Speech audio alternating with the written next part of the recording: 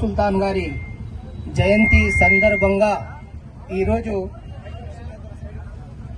Rally నిర్వహించడం జరిగింది.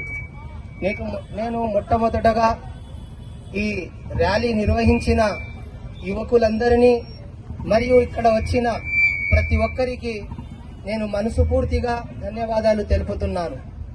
ఎందుకంటే మనము ఏ పని చేసినా ఆ పనికి ఒక అర్థం ఉండాలి.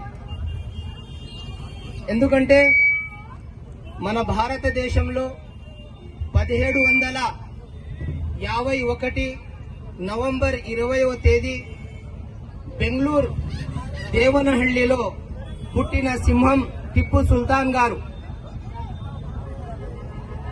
మరియు ఆయన 1782 నుంచి 1790